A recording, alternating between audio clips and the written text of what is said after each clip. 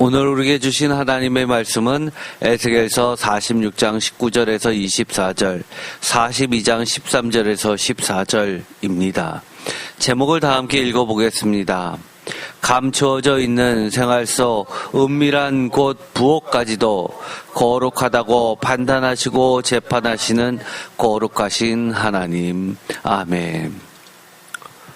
오늘의 본문은 에스겔서 46장 19절에서 24절과 42장 13절에서 14절까지에 나눠져 있는 본문입니다. 왜냐하면 두 곳에 하나님께서 거룩하시다고 하시는 제사장의 거룩한 방에 관련된 제사장의 거룩한 처소의 부속 건물인 부엌에 관련된 말씀이 나오기 때문입니다. 물론 에스겔서 46장에는 제사장의 부엌 외에도 또 부엌이 하나 더 나오게 됩니다. 이 모두도 사실 거룩한 곳입니다. 오늘의 말씀을 보면 에스겔서 46장 19절 그 후에 그가 나를 데리고 문 곁 통행구를 통하여 북쪽을 향한 제사장의 거룩한 방에 들어가시니 그 방 뒤 서쪽에 한 처소가 있더라 라고 되어 있습니다. 제사장의 거룩한 방에 들어가시니 그 방 뒤 서쪽에 한 처소가 있다라고 하면서 이 제사장의 거룩한 곳에 딸린 부속 건물로서 하나의 특별한 장소를 언급해 주시는 부분이 나오게 됩니다. 그런데 그것이 다름이 아니라 20절에 보면 그 용도를 보면 명확하게 부엌임을 알 수 있습니다. 그가 내게 이르시되 이는 제사장이 속건제와 속죄제 희생제물을 삶으며 소제제물을 구울 처소니 그들이 이 성물을 가지고 바깥들에 나가면 백성을 거룩하게 할까 함이니라 하시고, 속건제와 속죄제와 희생제물을 제사장이 삶는 곳, 소제제물을 구울 처소, 명확하게 이것은 제사장만이 출입 가능한 부엌이 되겠습니다. 그런데 우리가 성경책을 읽다 보면 그 부분이 명확하게 그려지지가 않습니다. 그래서 많은 학자들이 에스겔서를 읽으면서 여러 가지 모형들을 그려 놓았습니다. 24절에 그가 내게 이르시되 이는 삶는 부엌이니 성전에서 수종드는 자가 백성의 재물을 여기서 삶을 것이니라 하시더라 라고 하면서 이 24절에 있는 부엌과 이 20절에 있는 부엌이 다른 부엌임을 알 수 있습니다. 성전에서 수종드는 자기 백성의 재물, 이것을 삶는 곳과 제사장이 재물을 삶는 곳은 다르다는 겁니다. 한마디로 지금까지 계속해서 얘기했던 에스겔서의 성전의 특징인 거룩의 정도가 달라지는 구획을 구분한 곳이라는 것을 알 수 있게 됩니다.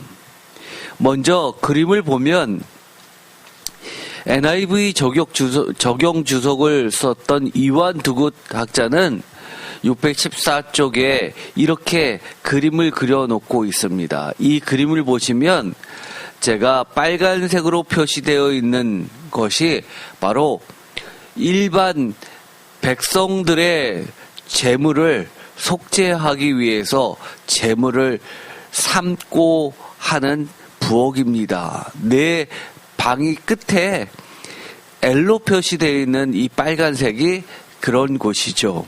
그런데 B의 계단을 통해서 더 안쪽으로 들어가게 되면 통로 좌우에 제가 녹색으로 칠해놓은 H와 파란색으로 칠해놓은 I라는 이 부속 건물이 보이게 되는데 그 부분이 바로 오늘 본문에서 이야기한 특별히 H에 해당하는 부분이 안뜰의 두 방으로 제사장이 수직할 때 사용하는 곳, I가 파란색이 번제물을 싣는 방 해서 이 두 곳을 각각 총 4곳을 특별한 부속 건물, 부엌과 그리고 여러 가지 것들을 비치해 두는 성구 방으로 그려놓고 있습니다.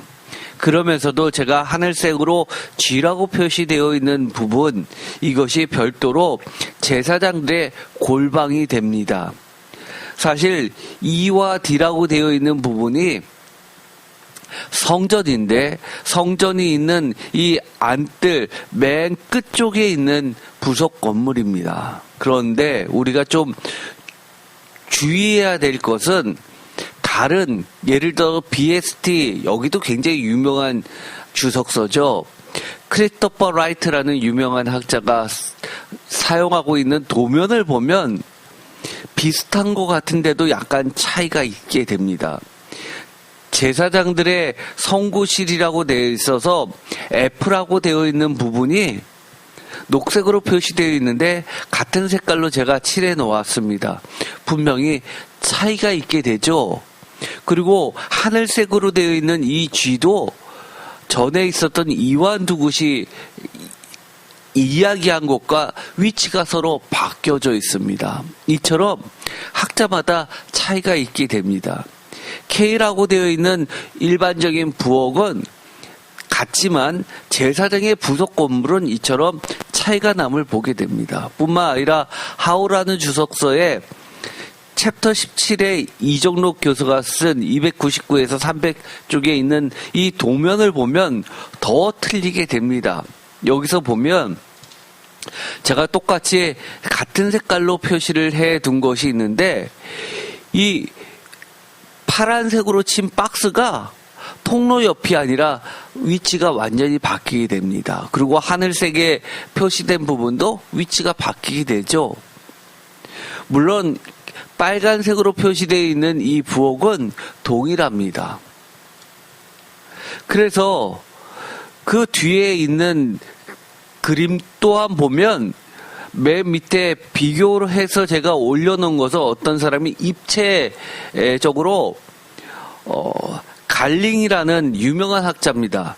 이것을 올려놓은 사진을 캡처했는데, 거기 보면 입체로 된 건물에서 통로가 있고 그 좌우에 골방이 없습니다. 한쪽에만 있습니다. 그래서 제가 수중에서 보면 이렇게 녹색으로 된 부속 건물이 또 하나 있어야 되는데 그 부분이 없는 게 보이게 되죠. 이처럼 우리가 유명하다는 학자들 것들을 보면 아주 디테일하게 들어가면 이처럼 많은 부분이 차이가 나게 됩니다. 그만큼 성경에서 설명되어 있는 부분이 매우 적기 때문에 학자마다 견해가 차이가 납니다. 그러면 우리가 어떤 게 맞을까요? 사실 많은 전문가들이 에스겔 성전을 실제로 짓기 위해서 설계를 꾸몄지만 완전히 일치하는 것이 없습니다. 상당히 많은 부분을 추론을 통해서 만들 뿐입니다. 그러면 이 성경을 우리가 의미 없이 봐야 될까요? 그렇지 않습니다. 하나님께서 명확하게 설명해 놓은 부분은 우리가 잊지 말아야 되는데, 명확하게 설명해 놓은 부분들이 우리가 반드시 기억해야 될, 그리고 깨달아야 될 하나님의 메시지이기 때문입니다. 왜냐하면 성전 자체는 그 전부가 예수 그리스도의 몸이요, 살아계신 영원하신 성전이기 때문에 그 의미, 상징적인 의미가 더욱 중요하기 때문입니다. 오늘의 말씀을 보면 우리가 잊지 말아야 되는 이 중요한 이야기가 몇 가지 관심을 끄는 것이 있습니다. 이 부엌에 대해서 장구하게 설명을 하면서 매우 거룩하다라고 이야기를 합니다. 특별히 제사장의 거룩한 방 외에 이 부엌을 이처럼 자세하게 언급되어 있는 부분이 성경 전체에서 사실 에스겔서밖에 없습니다. 토라의 규정이라고 하는 신명기라든지 출애굽기라든지 이런 곳에서는 부엌의 기능을 이야기하는 곳은 있어도 부엌의 위치라든지 부엌에서 정확하게 어떻게 해야 되는지 이 정도로 에스겔서처럼 그렇게 여러 구절을 통해서 설명해 놓은 것이 없습니다. 그 정도로 에스겔서는 이 부엌마저도 강조되고 있다는 것만은 모든 학자들의 공통점입니다. 특별히 42장에 그가 내게 이르시되 좌우 골방 뜰 앞 곧 북편 남편에 있는 방들은 거룩한 방이라고 하면서 여호와를 가까이 하는 제사장들이 지성물을 거기서 먹을 것이며, 에스겔서 42장 13절입니다. 지성물 곧 소제와 속죄자 속건제의 제물을 거기 둘 것이며 이는 거룩한 곳이다 라고 했듯이 먹는 것, 보관하는 곳, 오늘날로 생활 속에서 본다면 부엌과 식당이, 거실이 함께 되어 있는 것처럼 되어 있습니다. 여기서 지성물이 뭡니까? 굉장히 거룩한 제사장만 먹을 수 있는 음식이죠. 남에게 줘서는 안 되는 겁니다. 이 음식을 먹는 곳이 설명되어 있습니다. 제가 별도의 그림도 하나 올려놓은 곳이 있는데, 이 그림은 이렇게 번제단이 층계를 타고서 올라가야 될 정도로 그렇게 높은 것이라는 것은 알고 있을 겁니다. 그리고 이 통로 또한 통로 좌우에 여러 가지 골방들이 있어서 문지기들이 이곳에서 들어올 때부터 너희들의 손이 깨끗하냐라고 하면서 그 거룩한 임무들을 점검해야 해서 들어올 자만 들어오게 하는 곳이 있다는 것도 여러분 알고 계실 겁니다. 그리고 오래간만에 제가 이 에스겔이 끌려왔던 장소를 하나 참고로 올려놓았습니다. 이 그림을 보시면 얼마나 멀리 잡혀왔는지를 다시 한번 보게 됩니다. 그런 곳에서 에스겔이 그토록 가고 싶어하고 하나님의 직분을 감당하고 싶어 했었던, 본인이 수련만 받았지 실제로 임직하지 못했었던 그 에스겔 성전과 예루살렘 성전을 비교하면서 예루살렘 성전에서 배워보지 못한 새로운 이야기를 할 때의 하나님이 가르쳐진 그 귀한 거룩한 방에 대해서 이야기를 들었을 때 이 에스겔은 왜 내가 이 부분을 몰랐지 하는 부분도 있었을 것 같습니다. 그렇기 때문에 더욱 오늘의 이 말씀은 귀한 말씀이라고 할 수 있습니다. 그런데 이 주석을 보면 특별히 우리가 이 부분을 눈여겨볼 필요가 있습니다. 43장에서 46장은 부엌에 관한 규정이 나와 있는데, 부엌은 성소에서 떨어져 있지만 결코 소홀히 할 수 없는 곳이라고 이야기합니다. 그렇죠? 부엌은 하나님께 드릴 제물을 삶는 곳. 그래서 부엌에서도 거룩함을 유지해야 되는 곳이라고 이야기합니다. 성전은 어느 곳이나 소중하죠. 따라서 하나님의 백성은 성전 어느 곳에서나 거룩함을 유지해야 된다는 겁니다. 제사를 드리는 제단뿐만 아니라 제물을 준비하는 부엌도 중요하고 거룩하다고 본문은 우리에게 알려준다고 주석을 달아놓고 있습니다.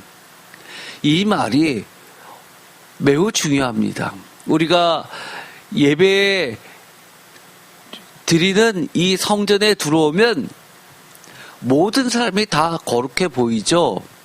그런데 각 사람들이 각자의 집에 갔을 때의 모습, 직장에서의 모습, 또 사업장에서의 모습, 학교에서 학생들의 모습, 그리고 이웃 사람들과의 모습, 이런 것들을 보면 얼마나 거룩한지를 교회 안에서는 상상하기 어렵습니다.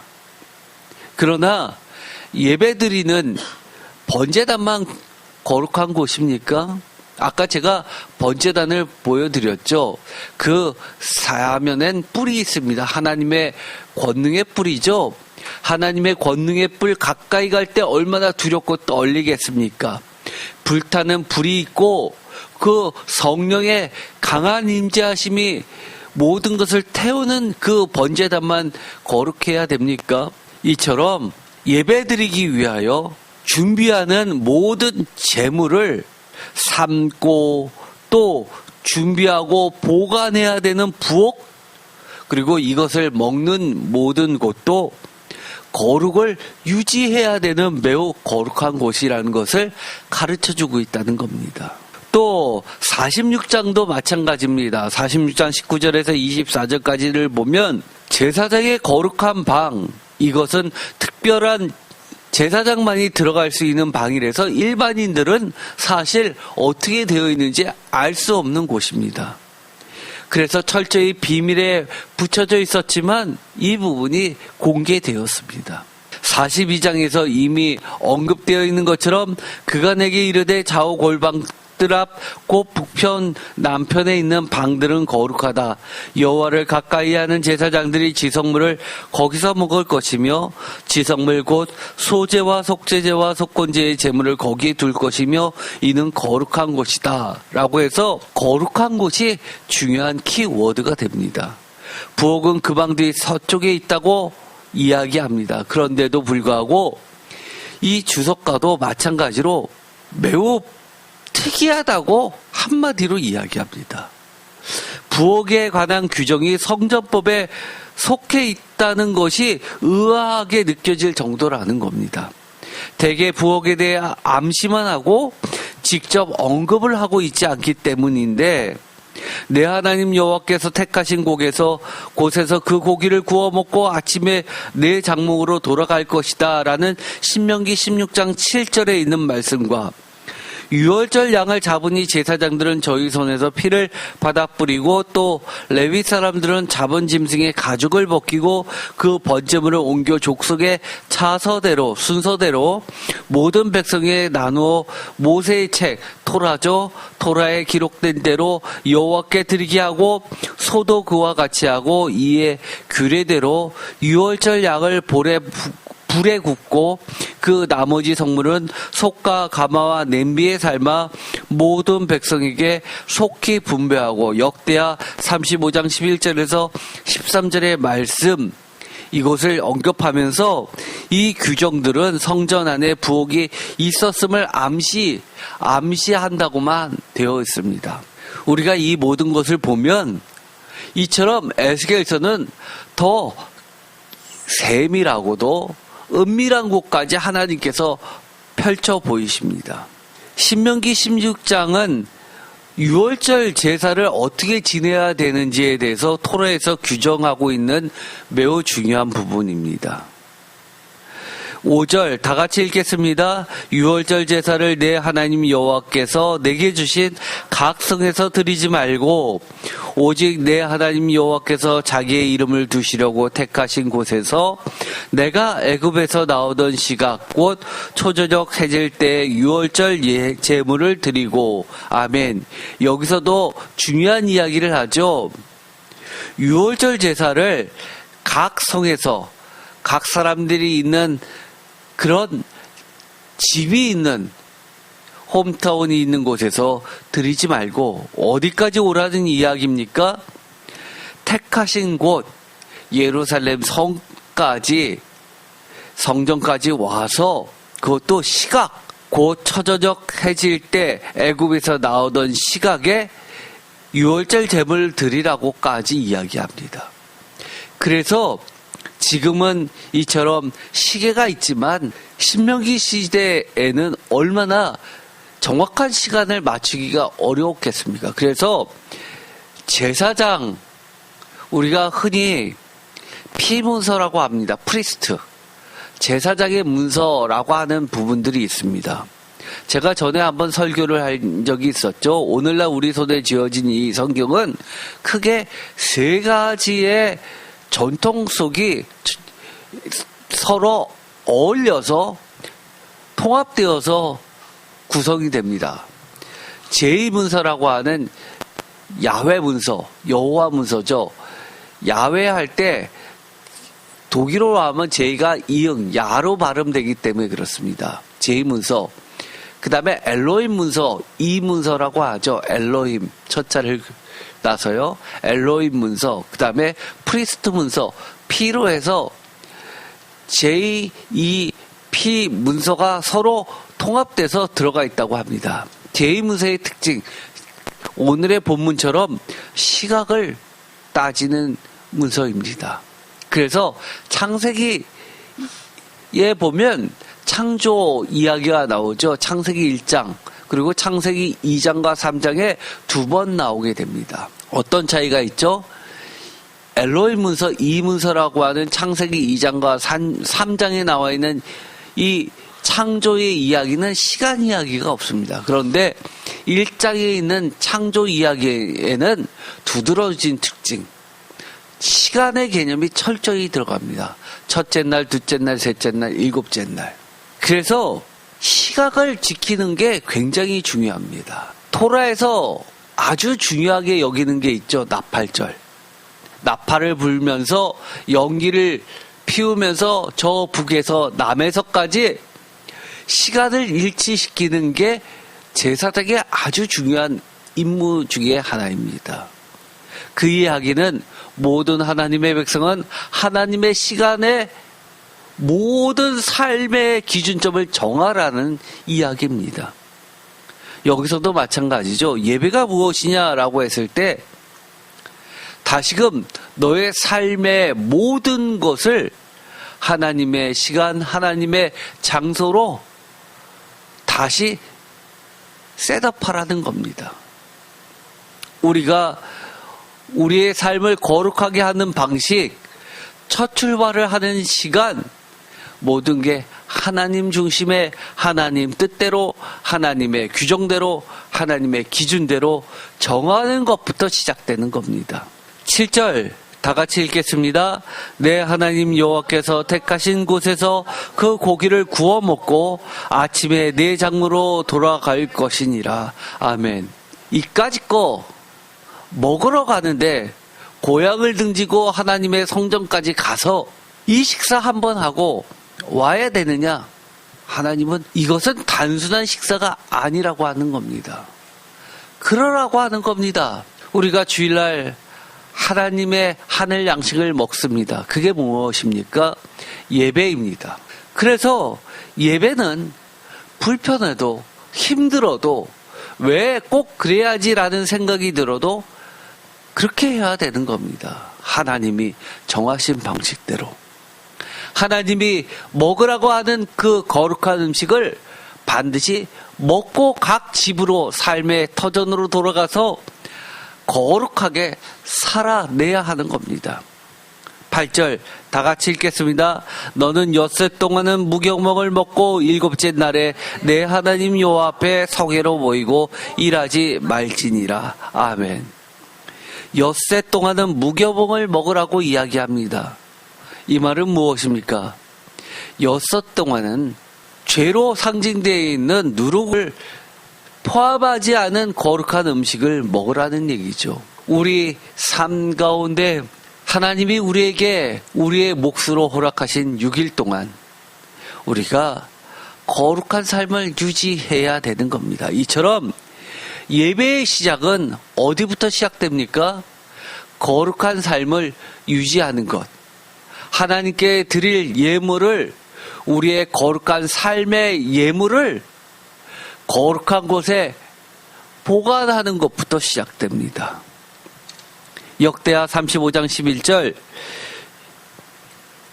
다 같이 읽겠습니다. 유월절 양을 잡으니 제사장들은 그들의 손에서 피를 받아 뿌리고 또 레위 사람들은 잡은 짐승의 가죽을 벗기고 그 번제물을 옮겨 족속의 서열대로 모든 백성에게 나누어 모세의 책에 기록된 대로 여호와께 드리게 하고 소도 그와 같이 하고 이에 규례대로 유월절 양을 불에 굽고 그 나머지 성물은 속과 가마와 냄비에 삶아 모든 백성에게 속히 분배하고 그 후에 자기와 제사장들을 위하여 준비하니 이는 아론의 자손 제사장들이 번제와 기름을 저녁까지 드림으로 레위 사람들이 자기와 아론의 자손 제사장들을 위하여 준비함이더라. 아멘.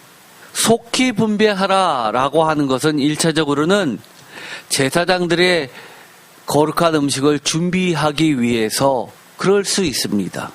왜냐하면 오래 방치하면 재료가 상할 수 있기 때문입니다. 그러나 더 중요한 이야기, 속히 분배하라는 것은 백성들에게 조금도 지체하지 않고 먹게 하기 위한 겁니다.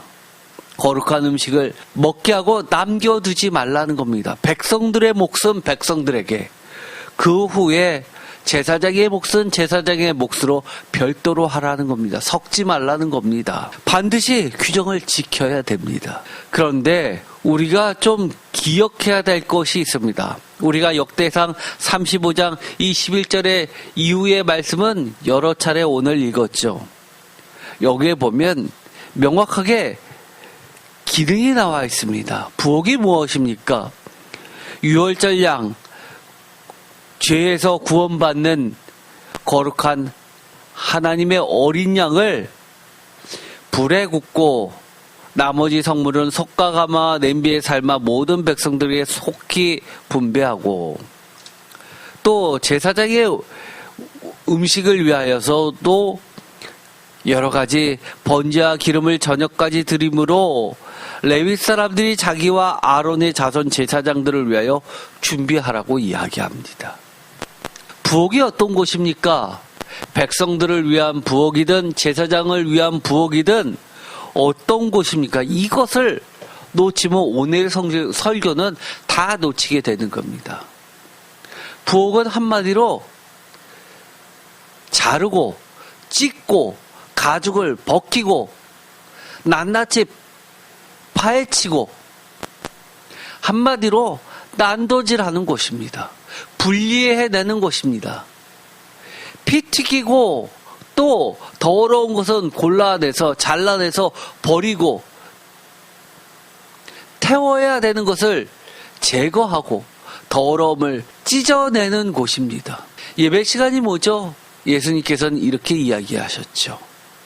날선 검, 그것도 좌우의 날선 검, 양날 검을 가지고 도륙하는, 그리고 파헤치는 그런 것이 말씀이라고 이야기했습니다. 하나님의 말씀을 듣고 내가 기분이 좋고 귀가 즐거우면 은혜 받은 겁니까? 아니요. 성전에서 들려오는 말씀이 들릴 때마다 찔리고 듣기 싫을 정도로 얼굴이 화끈거리고 두렵고 떨려야 하는 곳이, 정말 버리기에 아까운데도 버려야 될 정도로 그렇게 부들부들 떨려야 하는 곳이 예배 시간, 말씀 시간입니다. 이것은 어떻게 보면 영적인 부엌이라고 할 수 있습니다. 가죽을 벗겨지는 곳, 정말 이것만은 들춰내고 싶지 않은데 들춰져야 하는 순간입니다. 주석서에 이렇게 되어 있습니다. 엘리의 아들들에 대한 기록도 부엌을 암시하고 있다. 엘리의 아들들은 불량자라 여호와를 알지 아니하더라. 그 제사장들이 백성에게 행하는 습관은 이러하니 곧 아무 사람이 제사를 드리고 그 고기를 삶을 때에 제사장의 사환이 손에 3살 갈고리를 가지고 와서 그것으로 냄비나 솥에다 큰 소래나 가마에 찔러 넣어서 갈고리에 걸려 나오는 것은 제사장이 자기 것으로 취하되 실로에서 무릇 그곳에 온 이스라엘 사람에게 이같이 할 뿐 아니라 기름을 태우기 전에도 제사장의 사환이 와서 제사 드리는 사람에게 이르기를 제사장에 구워드릴 고기를 내라. 그가 내게 삶은 고기를 원치 아니한다라고 아니하고 날 것을 원하신다 하다가 사무엘상 2장 12절에서 15절을 언급하면서 이렇게 이야기합니다. 이처럼 부엌에 대해서 암시하고 있지만 직접 언급하는 본문은 찾아보기 어렵다. 그런 의미에서 부엌을 직접 언급하고 규모와 용도를 자세히 일러주는 19절에서 24절은 매우 독특하다라고 이야기를 하고 있습니다. 사무엘상 2장 12절에서 15절의 이 말씀은 우리가 조금 전에 읽었던 역대하 35장 11절 이하의 말씀과 신명기 16장 5절 이하의 말씀을 반영하고 있습니다. 그런데 엘리의 아들들, 대제사장의 아들이죠. 실로의 성전에서의 이야기입니다. 여기선 어떻게 했다는 겁니까? 엘리의 아들들이 세 살 고리로 삶는 고리에 가마에서 끄집어내면 세 갈고리 사이에 작은 고기는 안 집히고 큰 고기는 잡히게 되죠. 그러면 그것을 어떻게 한다는 거죠? 자기 것으로 취한다는 겁니다. 또 제사장에 구워드릴 고기를 내라라고 하면서 삶을 고기를 원치 않으니 백성들에게 속히 나눠줘야 될 부분을 따로 빼서 재료로 보관한다는 것이죠. 부엌의 용도에 맞지 않게 그렇게 자신의 욕심을 채우는 은밀한 곳으로 바꿔놨던 이 엘리 대제사장의 아들들을 한마디로 불량자라고 벨리알이라고 이야기합니다. 사무엘상 2장 12절에 명확하게 이야기하죠. 다 같이 읽겠습니다. 엘리의 아들들은 행실이 나빠 여호와를 알지 못하더라. 그 제사장들이 백성에게 행하는 관습은 이러하니 곧 어떤 사람이 제사를 드리고 그 고기를 삶을 때에 제사장이 사하니 손에서 3살 갈고리를 가지고 와서 그것으로 냄비에나 솥에나 큰 솥에나 가마에 찔러 넣어 갈고리에 걸려 나오는 것은 제사장이 자기 것으로 가지되 실로에서 그곳에서 온 모든 이스라엘 사람에게 이같이 할 뿐 아니라 기름을 태우기 전에도 제사장의 사환이 와서 제사 드리는 사람에게 이르기를 제사장에게 구워드릴 고기를 내라. 그가 내게 삶은 고기를 원하지 아니하고 날 것을 원하신다 하다가 그 사람이 이르기를 반드시 먼저 기름을 태운 후에 내 마음에 원하는 대로 가지라 하면 그가 말하기를 아니라 지금 내게 내라. 그렇지 아니하면 내가 억지로 빼앗으리라 하였으니 이 소년들의 죄가 여호와 앞에 심히 금은 그들이 여호와의 제사를 멸시함이었더라. 아멘. 12절에 엘리의 아들은 행실이 나빠 여호와를 알지 못하였도다라고 이야기를 하는데 다시 한번 강조합니다. 17절에 다 같이 읽겠습니다. 이 소년들의 죄가 여호와 앞에 심히 크면 그들이 여호와의 제사를 멸시함이더라. 아멘. 여호와 앞에 이 소년들의 죄가 심히 크다라고 하면서 마무리를 짓고 있습니다. 12절에서 17절까지의 모든 내용은 이 엘리의 아들들의 행실이 나쁘고 심히 죄악이 크다는 것을 프레임, 틀로 해서 그 내용은 얼마나 그들이 나쁜지를 낱낱이 그것도 부엌에서 벌어지고 있는 바깥 외부에서 공개되지 않은 은밀한 곳의 것을 하나님이 사타치 보시고 고발하시는 장면이 나오게 됩니다. 심지어 뭐라고 이야기합니까? 백성이 이렇게 이야기합니다.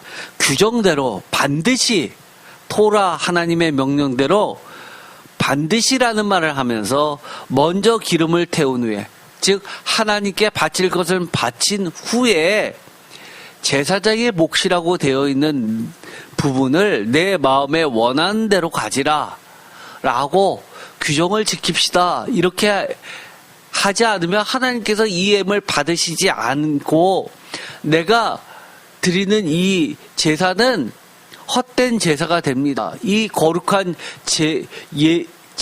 제사를 드리기 위해서 제물까지도 평소에 내가 거룩하게 유지해왔고 거룩한 곳에서 이렇게 갖고 왔습니다라고 하니까 뭐라고 이야기합니까? 억지로라도 뺏겠다라고 할 정도입니다. 둘 사이에 오갔던 이 은밀한 이야기, 이것을 만천하에 폭로하십니다. 뭐라고 하나님께서 하나님의 언어로 바꿔 이야기하냐 하면 17절 하반절 다 같이 읽겠습니다. 여호와의 제사를 멸시함이었더라. 아멘. 뭐라고 이야기해요? 나쁜 정도가 아니라 이 악은 한마디로 여호와의 제사를 멸시했다. 하나님의 말씀을 멸시했다. 토라 규정, 성경 말씀을 멸시했다.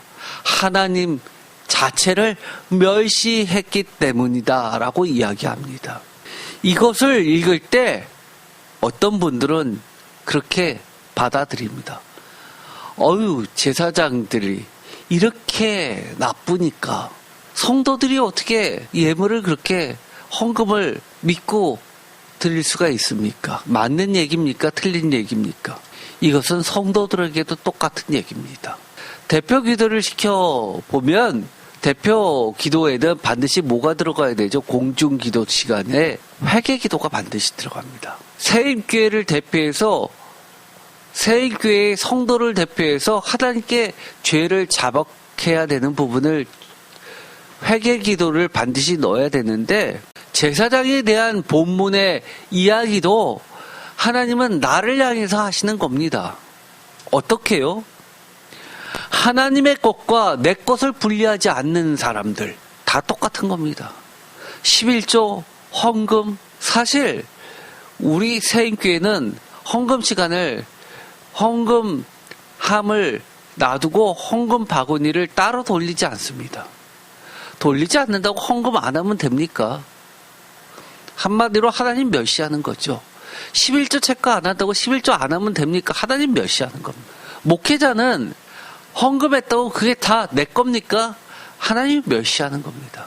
하나님의 교회와 하나님의 사역을 위해서 사용해야죠.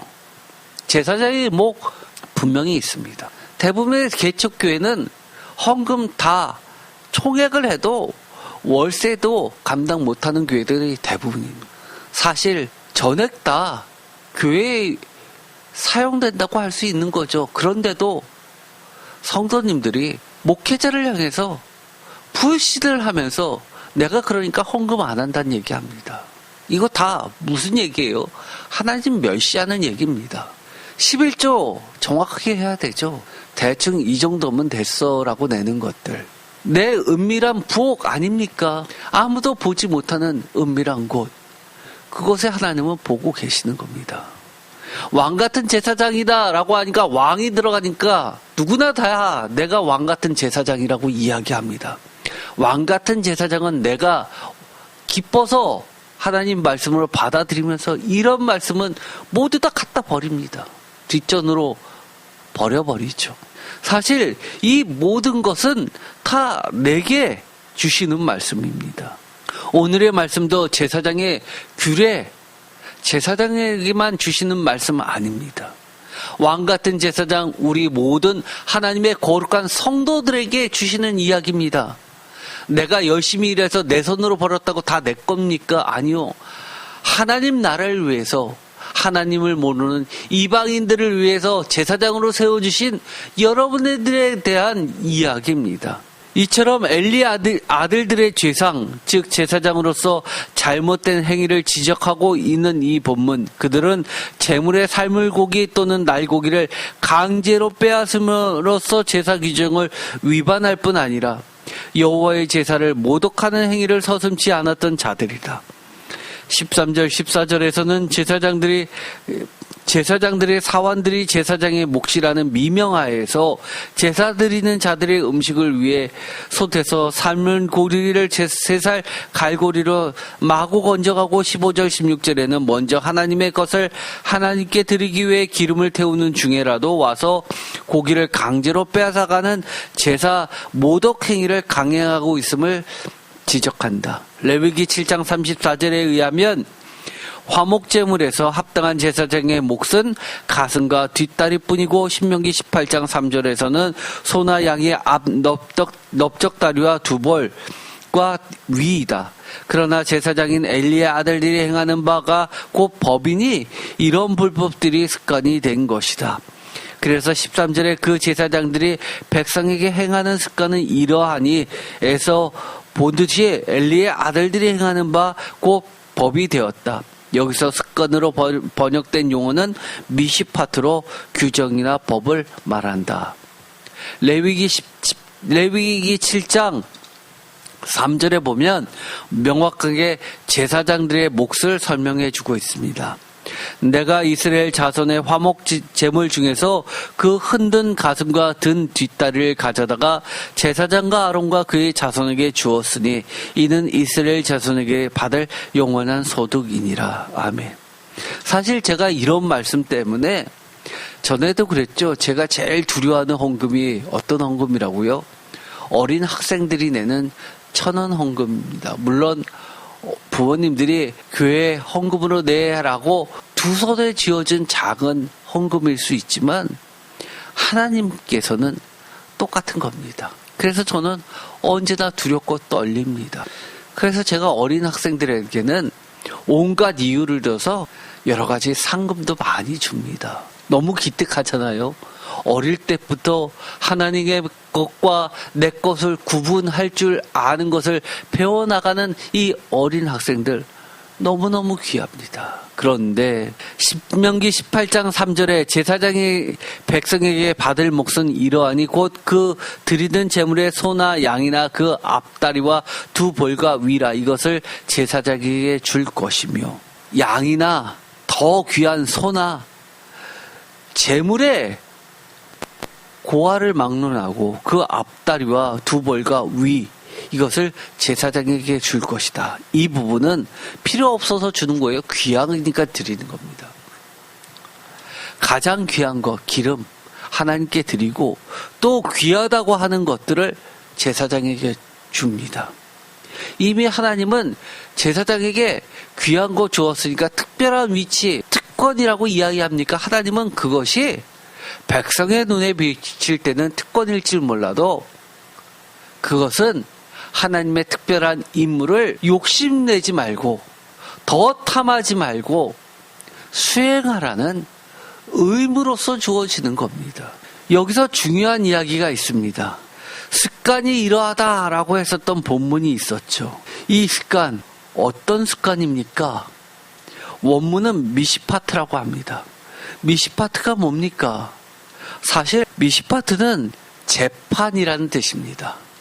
판단이라는 뜻입니다. 하나님께서 그들이 습관이라고 이야기할지는 모르지만 무심코 흘러가던 관습이라고 내가 전에도 그래서 별일 없었으니까 이것이 늘 행하는 행동이라고 할지 모르지만 하나님은 그 하나하나를 무심코 흘려보냈던 그 하나하나를 뭐라고 이야기하냐면 너가 하나님의 말씀을 이렇게 판단했던 것이냐라고 묻고 있는 겁니다.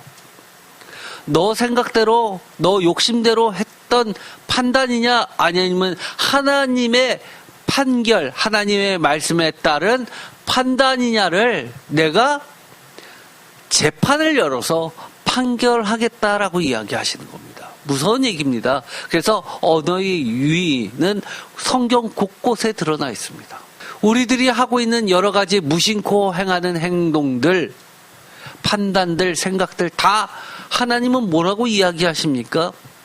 그것이 너가 괜찮은 너의 생각이냐 아니면 하나님의 말씀을 듣고도 무시했었던 행동이냐 하나님이 재판을 통해서 판단하겠다.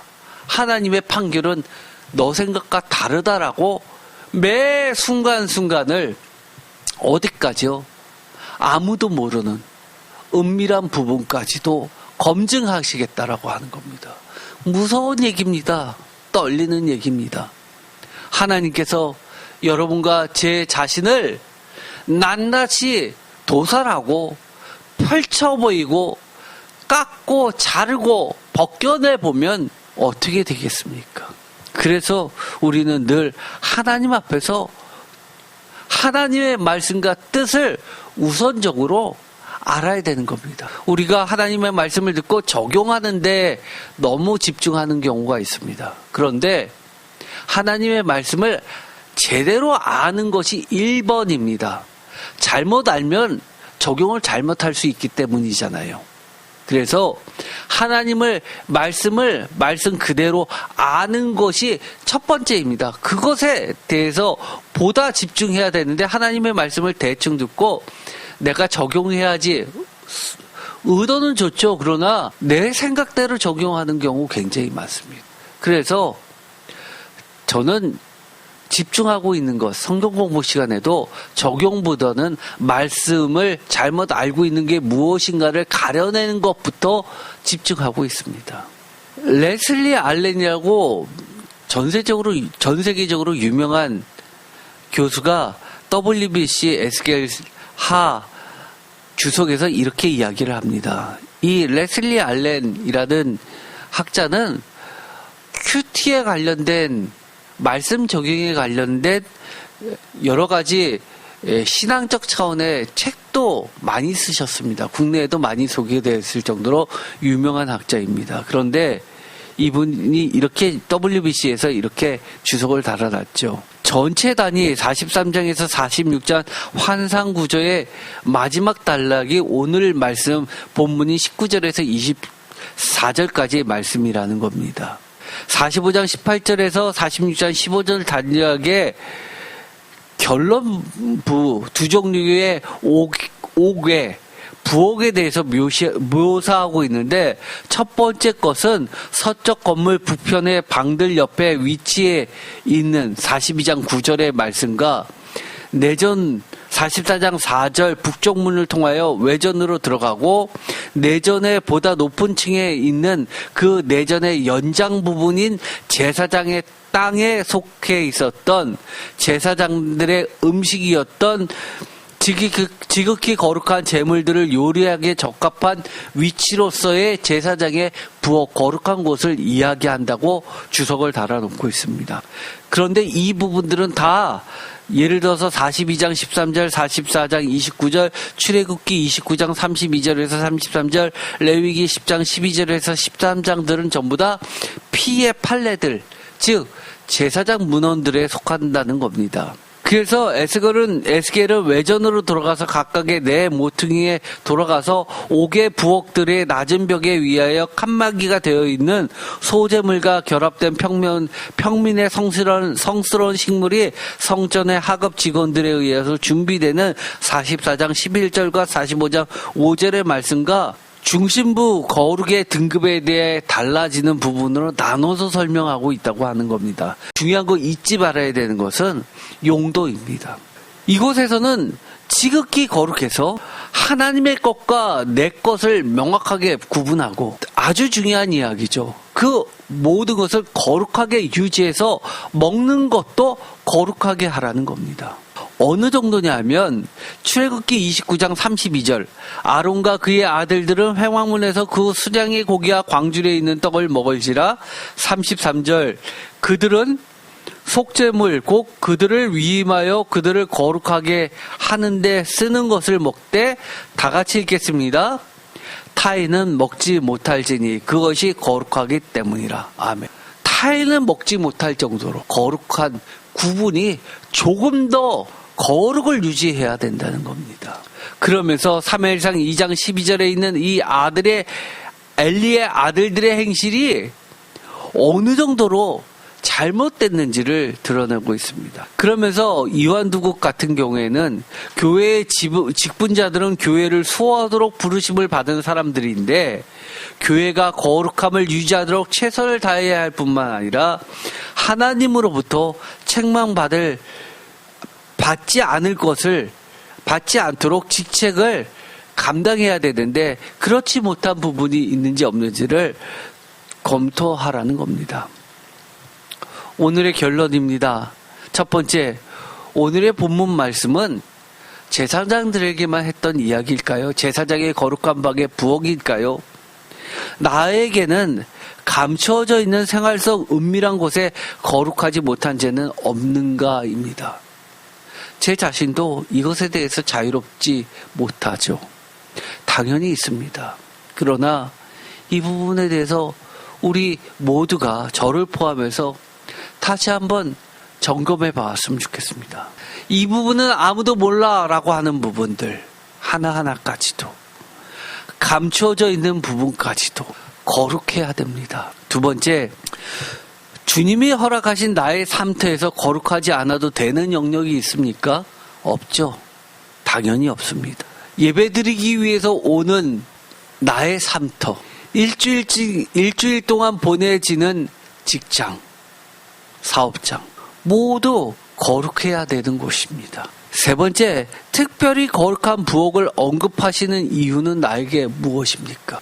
여러분들 가운데는 아무리 얘기해도 절대로 남한테 오픈하지 않는, 끝까지 심지어 남편이나 부인에게, 자식에게조차도 오픈하지 않는 그런 공간이 있으십니까?